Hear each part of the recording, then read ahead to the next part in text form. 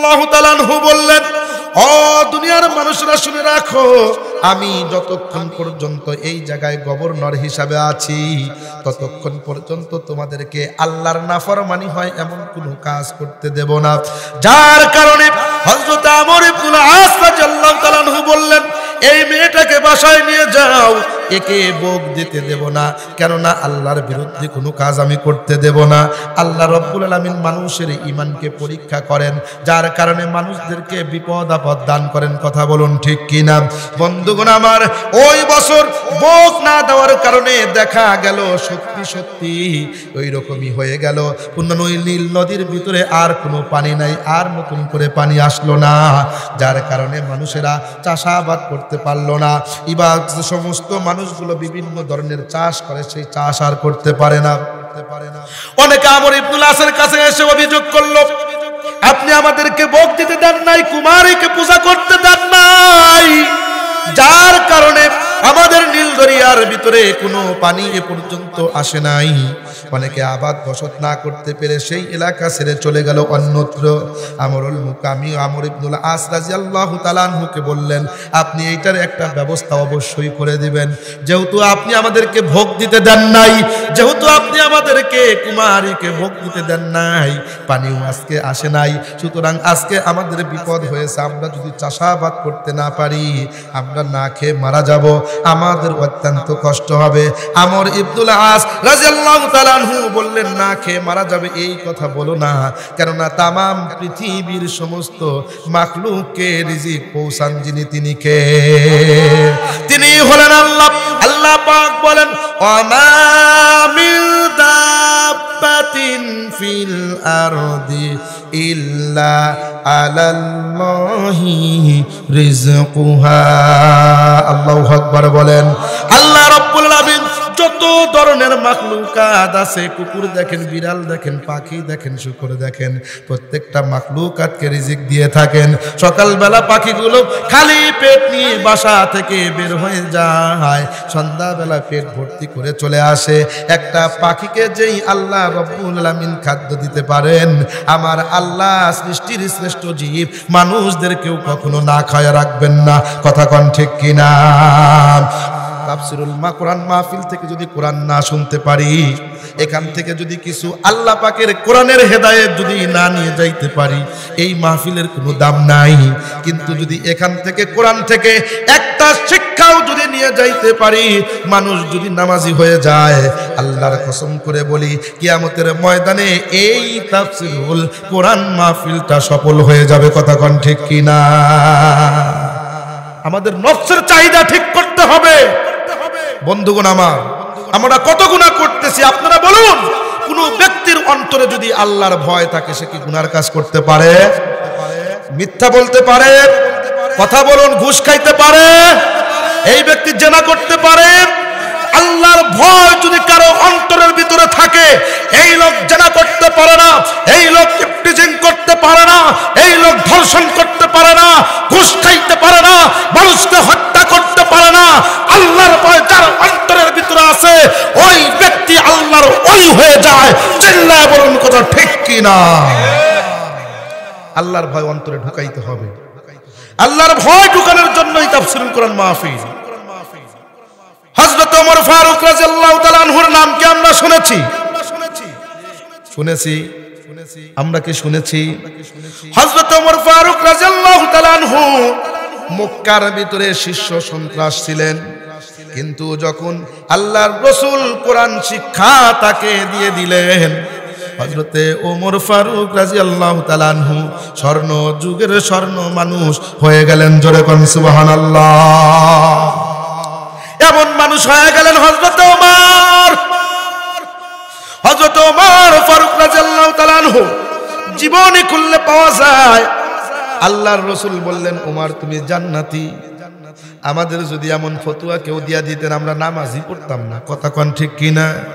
কিন্তু হযরতে ওমর জান্নাতের সার্টিফিকেট পাওয়ার পরে হযরতে ওমর ফারুক রাদিয়াল্লাহু তাআলা আনহু একটা ছাগল রে ধরে ডাক দিয়ে কয়, ও ছাগল, তোমার কপাল কত ভালো রে, তোমার মানুষ জবাই করে খাবে, তোমার কোনো হিসাব থাকবে না। আল্লাহ যদি আমার মানুষ না বানায় ছাগল বানায়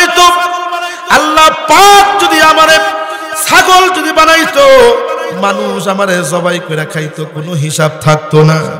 আল্লাহ যদি আমারে মাটি বানাইতো রে, আমার কোনো হিসাব থাকতো না, মানুষ পারায়া যাইতো। আল্লাহ যদি আমারে ঘাস বানাইতো, গরু ছাগলে খেয়ে ফেলতো, আমার কোনো হিসাব থাকতো না। আমি ওমর কি হিসাব দেব মৃত্যুর পরে? আল্লাহ তোমাকে ভয় করি, তোমার আযাবকে ভয় করি। আল্লাহ আমি ওমরের বাঁচার কোনো কায়দা নাই। আল্লাহ রসুল জান্নাতি সার্টিফিকেট দিয়ে গেছেন, সেই ওমর ভয় করে, ভয় করে খারাপ কাজ থেকে বিরত থেকে আল্লাহর ওলি শুধু নয়, এমন ওমর হয়েছে দূর দূরান্তর পথের খবর আল্লাহ পাক হযরতকে ওমর রাদিয়াল্লাহু তাআলা আনহুকে দান করেছেন। সুবহানাল্লাহ। এক যুদ্ধে ওমর রাদিয়াল্লাহু তাআলা আনহুর জামানায় হযরতে সারিয়া রাদিয়াল্লাহু তাআলা আনহু একজন সাহাবীর নাম। সারিয়া রাদিয়াল্লাহু তাআলা আনহু যুদ্ধ করতেছেন সেই দাওমাতুল জান্দালে, মদিনা থেকে অনেক দূরে সারিয়া রাদিয়াল্লাহু তাআলা আনহু যুদ্ধ করতেছেন। হঠাৎ করে সামনে সৈন্যবাহিনী এসে গেছে, কি করবে বুঝতে পারতেছে না। হযরত ওমর ফারুক রাদিয়াল্লাহু তাআলা মদিনা থেকে খুতবা দিচ্ছিলেন, মেম্বারে উঠে খুতবা দিচ্ছিলেন। সেখান থেকে খুতবা থেকে বলতেছেন, ইয়া সারিয়াতাল জাবাল, ইয়া সারিয়াতাল জাবাল, হে সারিয়া তুমি পাহাড়ে আশ্রয় নাও, তুমি পাহাড়ে আশ্রয় নাও। যারা নামাজ পড়তেছে তারা চিন্তা করলেন, হায় রে, এখান থেকে ওমর চিল্লাফাল্লা করতেছে, কারণ কি? সারিয়া তো গেছে সেই কোন যুদ্ধে, এখান থেকে কি জন্য বলে? হযরত ওমর ফারুক রাদিয়াল্লাহু তাআলা আনহুকে সাহাবায়ে কেরাম জিজ্ঞাসা করলেন, আমিরুল মুমিনিন, আপনার অবস্থা তো বুঝতে পারলাম না, আপনি অন্য সময় যখন খুতবা দেন এই কথা তো বলেন না, এখন কি জন্য বললেন? হযরতে ওমর ফারুক রাদিয়াল্লাহু তাআলা আনহু জবাব দেয়, ও সাহাবায়ে কেরাম শুনে রাখো, আমার সারিয়া আল্লাহর দ্বীনকে সমুন্নত করার জন্য জিহাদের ময়দানে গিয়েছে। আমার সারিয়ার সামনে বিপদ এসে গেছে, সারিয়ার সামনে শত্রুরা ধাওয়া করেছে, সারিয়ার বিপদ বুঝতেছে না কি করবে। আমি সারিয়াকে এখান থেকে সতর্ক করলাম, সারিয়া রে তুমি পাহাড়ে আশ্রয় নাও, আমার আল্লাহ রব্বুল আলামিন তোমাকে হেফাজত করবে। একজন সাহাবী বলেন, ওমরের কাছে শোনার পরে আমি আর একটু নিশ্চিত হতে চাইলাম, যার কারণে মদিনা থেকে বাইরে আমি প্রত্যেকদিন অপেক্ষা করি সেই দাওমাতুল জান্দাল থেকে কোনো ব্যক্তি যুদ্ধ করে আসে কিনা আমি একটু দেখতে চাই। একজন সাহাবী এখনো মদিনার ভিতরে প্রবেশ করে নাই, দাওমাতুল জান্দাল থেকে একজন সাহাবী আসতেছে। আমি তাকে জিজ্ঞাসা করলাম, সর্বপ্রথম বললাম, মদিনার কোনো মানুষের সাথে কি তোমার সাক্ষাৎ হয়েছে? বলে না। খলিফা ওমরের সাথে কি সাক্ষাৎ হয়েছে? বলে না। বলে আপনার সাথেই প্রথম সাক্ষাৎ হয়েছে। বলে ও ভাই রে, তুমি কোথা থেকে আসলে? বলে আমি দাওমাতুল জান্দাল থেকে আসলাম। দাওমাতুল জান্দালে সারিয়া রাদিয়াল্লাহু তাআলা আনহুর সাথে ছিল নাকি? বলে হ্যাঁ।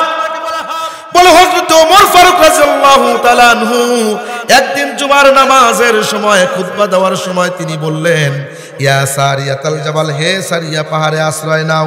তোমরা কি এই আওয়াজ শুনেছো? ওই সাহাবী তখন বললেন, হ্যাঁ হ্যাঁ, আমরা তো বিপদে পড়ে গিয়েছিলাম, আমাদেরকে শত্রুরা ঘিরে ফেলেছিল, পরাজয় হওয়ার সম্ভাবনা ছিল, কিন্তু হযরতে ওমর ফারুক রাদিয়াল্লাহু তাআলা আনহুকে আমরা দেখি নাই, কিন্তু কে যেন আমাদের কানের ভিতরে সেই বাণীটা পৌঁছায় দিল, সারিয়া পাহাড়ে আশ্রয় নাও, ও সারিয়া পাহাড়ে আশ্রয় নাও। সেই আওয়াজ শুনে আমরা যখন পাহাড়ের ভিতরে আশ্রয় নিয়েছি, শত্রুরা আমাদের কোনো ক্ষতি করতে পারে নাই। পরবর্তীতে আমরা যখন পূর্ণ শক্তি নিয়ে আক্রমণ করেছি, আল্লাহ রাব্বুল আলামিন আমাদেরকে সেই যুদ্ধের ভিতরে বিজয় দান করেছেন। বলুন আল্লাহু আকবার। আর একটু জোরে বলুন আল্লাহু আকবার। ও বন্ধুরা, ওমর হলো মদিনায়, সাহাবী হলো দাওমাতুল জান্দাল, অনেক দূরে। এখান থেকে কথা বলেছে, পৌঁছায় দিয়েছেন কে? আর একটু জোরে বলুন তিনি কে? তিনি হলেন আল্লাহ। আল্লাহ রাব্বুল আলামিন পৌঁছায় দিয়েছেন। কেন পৌঁছায় দিয়েছেন? ওমর আল্লাহকে ভয় করতেন, আল্লাহর ভয় তার অন্তরের ভিতরে ছিল, যার কারণে হযরত ওমর ফারুক রাদিয়াল্লাহু তাআলা আনহুকে দুনিয়ার মধ্যে শ্রেষ্ঠ ব্যক্তি হিসাবে নির্বাচিত করেছেন। জোরে কোন সুবহানাল্লাহ। আমার ভাইরা, ইউরোপ থেকে একজন ব্যক্তি, একজন বাদশা, তার মাথা ব্যথা সারে না, এত মাথা ব্যথা ছিল, যার কারণে আল্লাহর বান্দা অনেক চিকিৎসাপাতি করেছে, কোনো জায়গায় মাথা ব্যথা সারে না। হযরত ওমর ফারুক রাদিয়াল্লাহু তাআলা আনহু ওই সময় অর্ধ জাহানের প্রেসিডেন্ট, অর্ধ পৃথিবীর খলিফা।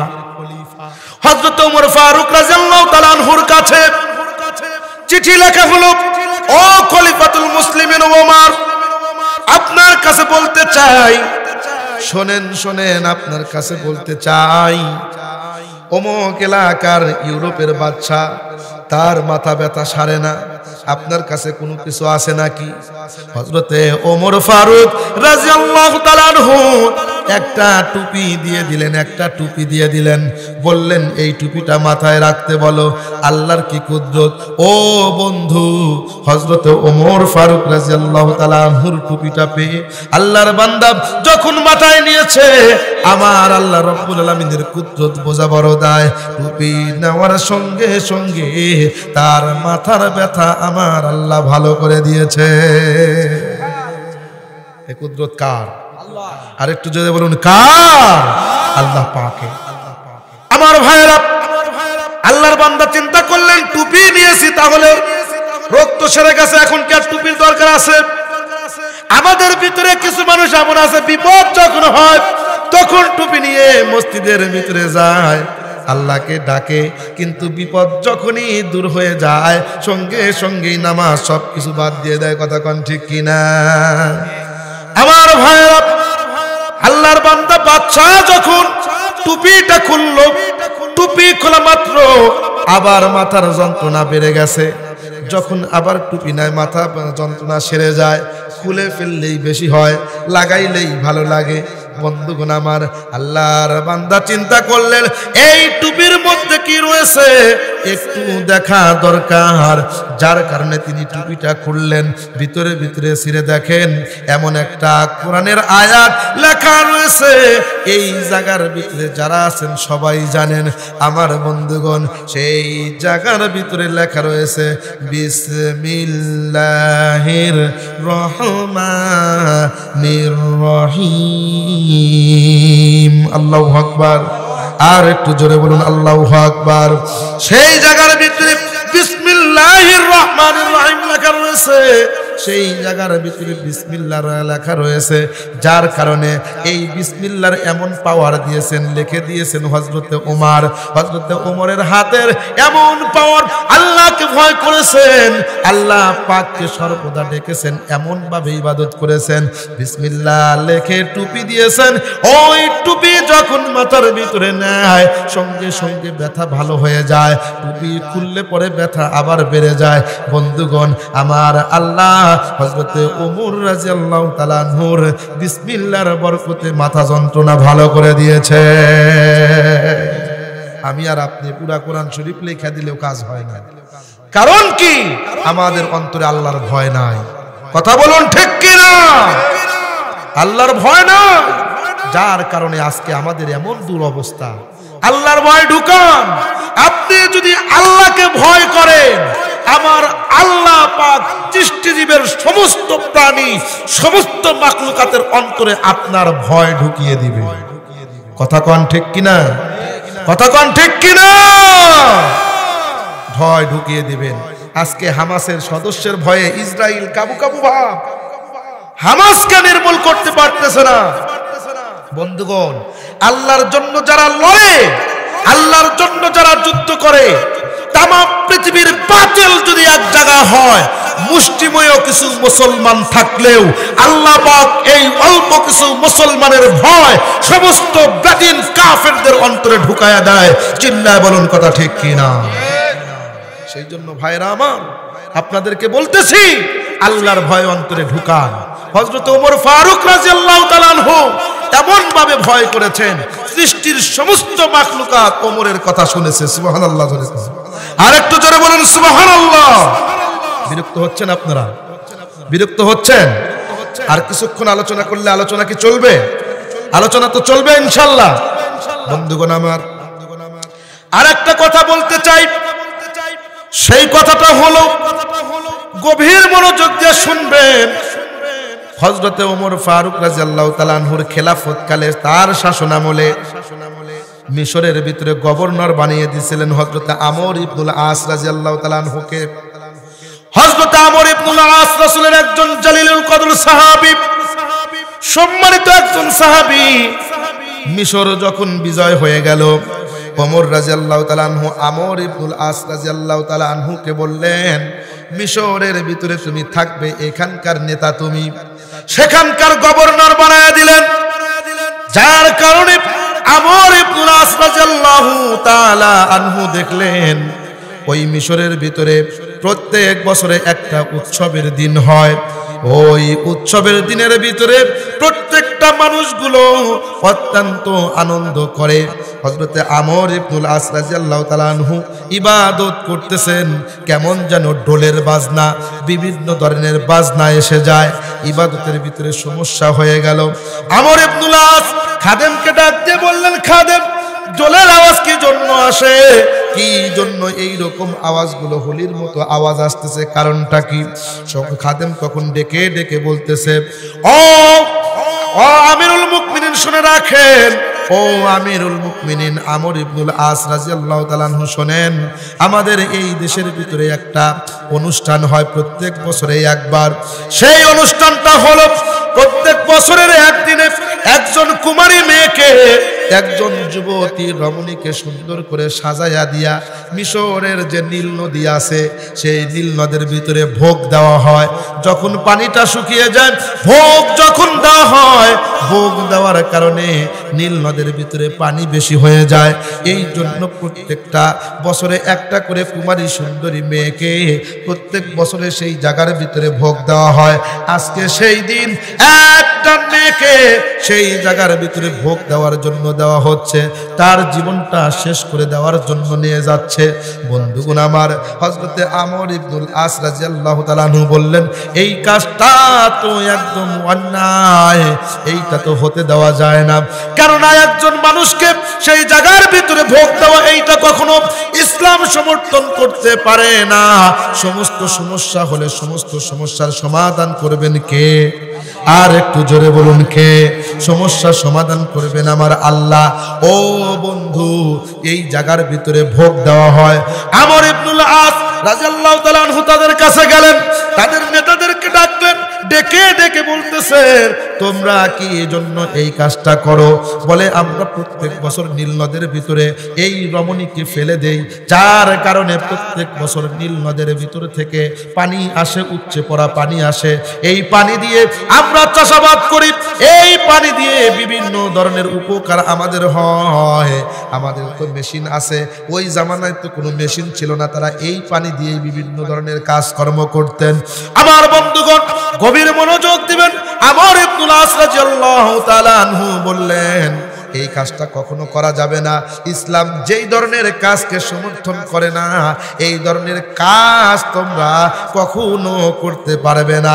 অন্তত আমি আমিরুল মুমিনিন শুধু নয়, আমি আমর ইবনুল আস যতদিন পর্যন্ত আছি ততদিন পর্যন্ত আল্লাহর নাফরমানি হয় এমন কোনো কাজ আমি মিশরে হইতে দেব না। আল্লাহু আকবার, জোরে বলুন। এরা হলো নেতা, আল্লাহর বিরুদ্ধে কাজ হবে, নেতা হতে দেবে না। আর এখন নেতারাই বিভিন্ন আল্লাহর বিরুদ্ধে কাজ করে, আছে না নাই? সেদিন ইন্টারনেটে দেখলাম নেতা মিছিল করতেছে, একজন ব্যক্তি পাশে থেকে বলতেছেন যে এখন নামাজের সময় হচ্ছে, আজান হচ্ছে, নামাজের সময়, এখন একটু আস্তে। উনি অকথ্য ভাষায় গালিগালাজ করলেন। ওই লোকটাকে বললেন, একদম পিটে ফাড়ায় ফেলাম। নাউজুবিল্লাহ, জোরে কর। যে দেশের নেতার মুখ থেকে এইরকম কথা পাওয়া যায়, তাদের থেকে মুসলমানদের ভালো এবং কল্যাণ কামনা করা যায় না। চিল্লায় বলুন কথা ঠিক কিনা? পানি উপর থেকে নিচের দিকে ঘরে। নেতা যদি এই ধরনের কথা বলে, যে নামাজের বিপক্ষে কথা বলে, এই রকম নেতা কখনো মুসলমানের দেশে কল্যাণকামী নেতা হতে পারে না। কথা বলুন ঠিক কিনা? ভয় পাচ্ছেন আপনারা? আমার বন্ধুগণ, গভীর মনোযোগ দিবেন। মুসলমানের যতক্ষণ পর্যন্ত ঈমান থাকবে, তারা কখনো দুনিয়ার কোনো অপশক্তিকে ভয় করতে পারে না। মুসলমান ভয় করবে কাকে? আর একটু আস্তে বলুন, কাকে? আল্লাহকে ভয় করবে। বন্ধুগণ আমার, তামাম পৃথিবীর মানুষ যদি মুসলমানের শত্রু হয়ে যায়, আল্লাহ যদি বন্ধু হয়ে যায়, ওই মুসলমানের কোনো টেনশন নাই। কথা কোন ঠিক কিনা? সারে দুনিয়া हो मुखालिफ कोई भी नुकसान नहीं, डर नहीं है गम नहीं है जब खुदा रहमान है, डर नहीं है गम नहीं है अगर तू रहमान है।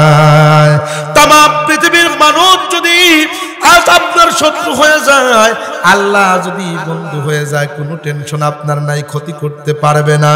আর তামাম পৃথিবীর মানুষ যদি আপনার বন্ধু হয়ে যায়, আমার আল্লাহ যদি আপনার উপরে অসন্তুষ্ট হয়ে যায়, তাহলে আপনাকে কেউ দুনিয়ার মধ্যে বাঁচাইতে পারবে না। কথা বলুন ঠিক কিনা? সুতরাং বন্ধু বানাইতে হবে কাকে? আর একটু জোরে বলুন কাকে? আল্লাহু ওয়ালিউল্লাযীনা আমানু ইখরিজুহুম মিনাজ-যুলুমাতি ইলান-নূর। কোরআন শুনতে ভালো লাগে? আর একটু জোরে বলুন ভালো লাগে কিনা? আমার ভাইয়েরা, আল্লাহ যদি বন্ধু হয়ে যান, এই মানুষটার কোনো টেনশন হয় না। মুসলমান ঈমান যতক্ষণ পর্যন্ত আছে, এই মুসলমান বাতিলের সামনে কখনো আপোষ করতে পারে না। বাঘ না খেয়ে থাকে, কখনো ঘাস খায় না। মুসলমান জীবন দিবে, কখনো ঈমান বিলায়া দিতে পারে না। আমার বন্ধুগণ, হযরত আমর ইবনুল আস রাদিয়াল্লাহু তাআলা আনহু বললেন, ও দুনিয়ার মানুষরা শুনে রাখো, আমি যতক্ষণ পর্যন্ত এই জায়গায় গভর্নর হিসাবে আছি, ততক্ষণ পর্যন্ত তোমাদেরকে আল্লাহর নাফরমানি হয় এমন কোনো কাজ করতে দেব না। যার কারণে হযরত আমর ইবনুল আস রাদিয়াল্লাহু তাআলা আনহু বললেন, এই মেয়েটাকে বাসায় নিয়ে যাও, একে ভোগ দিতে দেব না, কেননা আল্লাহর বিরুদ্ধে কোনো কাজ আমি করতে দেব না। আল্লাহ রাব্বুল আলামিন মানুষের ঈমানকে পরীক্ষা করেন, যার কারণে মানুষদেরকে বিপদ আপদ দান করেন। কথা বলুন ঠিক কিনা? বন্ধুগণ আমার, ওই বছর ভোগ না দেওয়ার কারণে দেখা গেল সত্যি সত্যি ওই রকমই হয়ে গেল। ওই নীল নদীর ভিতরে আর কোনো পানি নাই, আর নতুন করে পানি আসলো না, যার কারণে মানুষেরা চাষাবাদ করতে পারলো না। এবার সমস্ত মানুষগুলো বিভিন্ন ধরনের চাষ করে, সেই চাষ আর করতে পারে না। অনেকে আমর ইবনুল আসের কাছে এসে অভিযোগ করলো, আপনি আমাদেরকে ভোগ দিতে দেন নাই, কুমারীকে পূজা করতে দেন নাই, যার কারণে আমাদের নীল দরিয়ার ভিতরে কোনো পানি এ পর্যন্ত আসে নাই। অনেকে আবাদ বসত না করতে পেরে সেই এলাকা ছেড়ে চলে গেল অন্যত্র। আমরুল মুকামি আমর ইবনুল আস রাদিয়াল্লাহু তাআলা আনহুকে বললেন, আপনি এইটার একটা ব্যবস্থা অবশ্যই করে দিবেন। যেহেতু আপনি আমাদেরকে ভোগ দিতে দেন নাই, যেহেতু আপনি আমাদেরকে কুমারীকে ভোগ দিতে দেন নাই, পানিও আজকে আসে নাই, সুতরাং আজকে আমাদের বিপদ হয়েছে। আমরা যদি চাষাবাদ করতে না পারি, আমরা না খেয়ে মারা যাব, আমাদের অত্যন্ত কষ্ট হবে। আমর ইবনুল আস রাদিয়াল্লাহু তাআলা আনহু বললেন, না খেয়ে মারা যাবে এই কথা বলো না, কেননা তামাম পৃথিবীর সমস্ত মাখলুককে রিজিক পৌঁছান যিনি, তিনি কে? তিনি হলেন আল্লাহ। আল্লাহ পাক বলেন, ওয়ামা মিন দাব্বাতিন ফিল আরদি ইল্লা আলাল্লাহি রিজকুহা। আল্লাহু আকবার বলেন। আল্লাহ রাব্বুল আলামিন যত ধরনের মাখলুকাত আছে, কুকুর দেখেন, বিড়াল দেখেন, পাখি দেখেন, শুকর দেখেন, প্রত্যেকটা মাখলুকাতকে রিজিক দিয়ে থাকেন।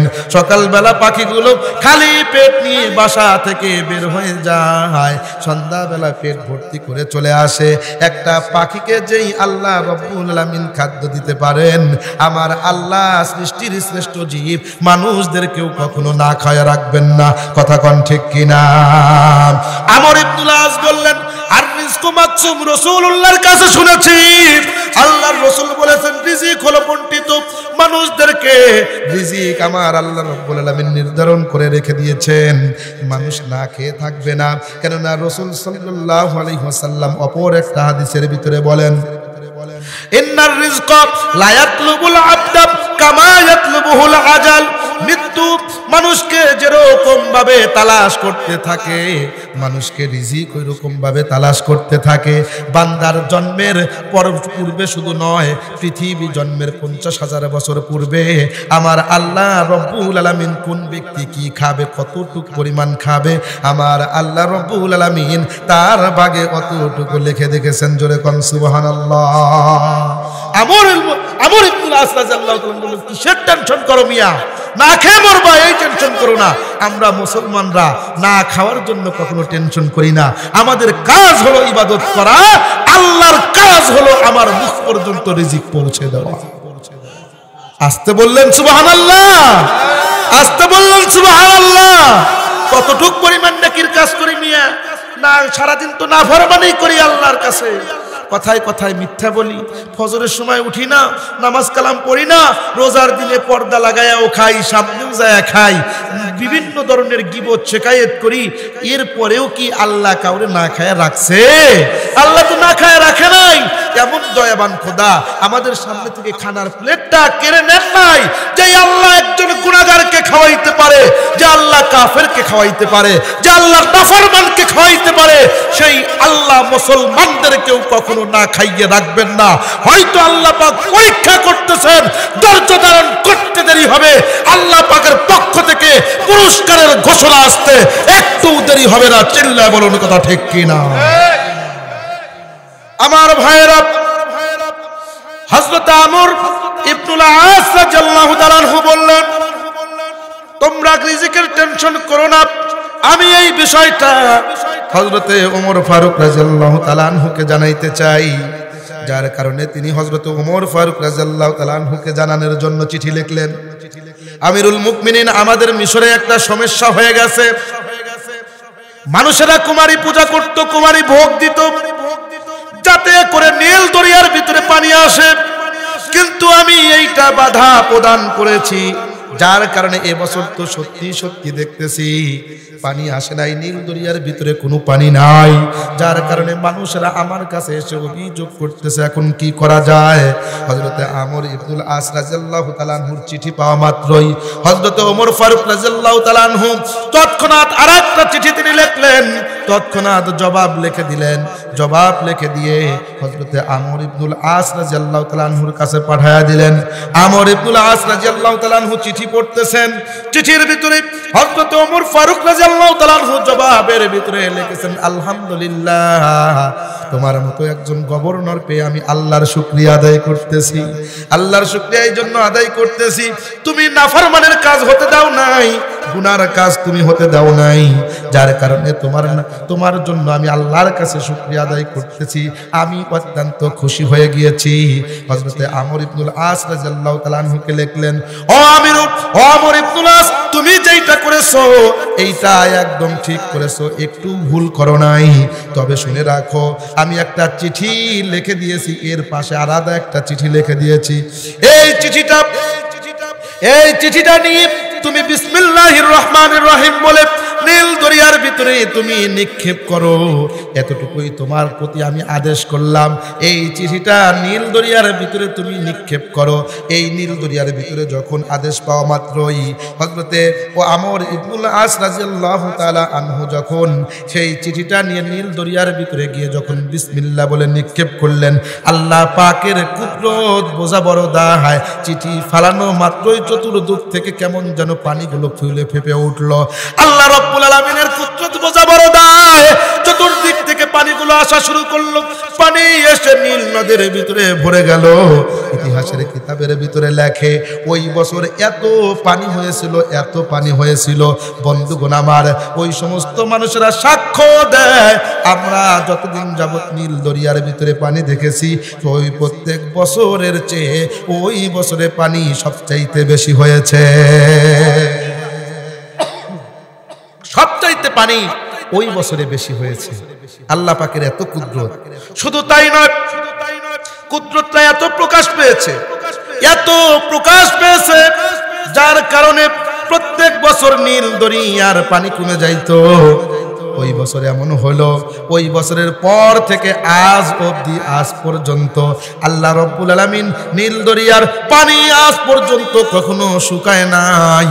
ওই চিঠির বরকতে আমার আল্লাহ রব্বুল আলামিন সেই চিঠির কারণে নীল দরিয়ার পানি ভরপুর করে দিয়েছে,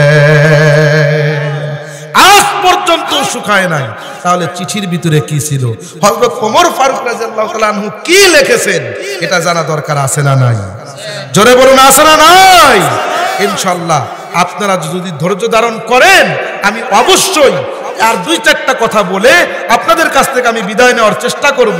তবে শোনেন, আমি এই চিঠির ভিতরে কি ছিল, ওমর কি লিখলেন, এই ওমর রাদিয়াল্লাহু তাআলা আনহু চিঠি কি লিখলেন, যার কারণে পানি দ্বারা ভরপুর হয়ে গেল, আজ পর্যন্ত পানি সেই জায়গার ভিতরে শুকাইলো না। তাহলে কি আছে চিঠির ভিতরে? আপনারা কি শুনতে রাজি আছেন? কারা কারা শুনবেন না একটু হাত তুলে দেখান তো। শুনবেন না? যারা যারা শুনবেন একটু হাত তুলে দেখান। লিল্লাহে তাকবীর, লিল্লাহে তাকবীর। আল কোরআনের আলো, কোরআন সুন্নাহর আলো, লিল্লাহে তাকবীর। হাত নামান। আমি বলবো ইনশাআল্লাহ অবশ্যই। একটা কথা আমি বলতেছি শোনেন, চিঠিটা লেখছে কে? হযরত ওমর। ভয় করছেন কাকে? ভয় করছেন কাকে? আমার আল্লাহ বলেন, فَأَمَّا مَنْ خَافَ مَقَامَ رَبِّهِ وَنَهَى النَّفْسَ عَنِ الْهَوَى فَإِنَّ الْجَنَّةَ هِيَ الْمَأْوَى। আল্লাহু আকবার। কর্মসূচি কয়টা? দুইটা। একটা হলো আল্লাহকে ভয় করতে হবে, দ্বিতীয় নাম্বার নফসের মন করা চলা যাবে না, নফস প্রবৃত্তিকে বাধা প্রদান করতে হবে। এই দুইটা যদি করে আল্লাহ রাব্বুল আলামিন জান্নাত দিয়ে দিবেন। হযরত ওমর ভয় করছেন কাকে? আল্লাহকে। ওমর রাদিয়াল্লাহু তাআলা আনহু গুনাহ থেকে বিরত থাকছেন কার জন্য? আল্লাহর জন্য। যার কারণে ওমরের লেখার ভিতরে এমন পাওয়ার হয়ে গেছে। কিন্তু কি লিখলেন, এই কথাটা বলার পূর্বে আমি আপনাদেরকে বলতে চাই, আল্লাহর রাসূল সাল্লাল্লাহু আলাইহি ওয়াসাল্লাম আমাদের জন্য আদর্শ। রাসূল সাল্লাল্লাহু আলাইহি ওয়াসাল্লাম ফজরের নামাজ পড়লেন একদিন। ফজরের নামাজ পড়ে সাহাবায়ে কেরামের দিকে ঘুরে বসলেন। আমি যেরকম ভাবে আপনাদের দিকে বসেছি, হযরত ওমর ফারুক রাদিয়াল্লাহু তাআলা আনহু বসেছেন, অন্যান্য সাহাবায়ে কেরাম বসেছেন, আবু বকর বসেছেন, আলী বসেছেন, অন্যান্য সাহাবায়ে কেরাম বসেছেন। হযরত রাসূল কারীম সাল্লাল্লাহু আলাইহি ওয়াসাল্লাম বললেন, ও সাহাবীরা, তোমাদেরকে বলতে চাই, আজকে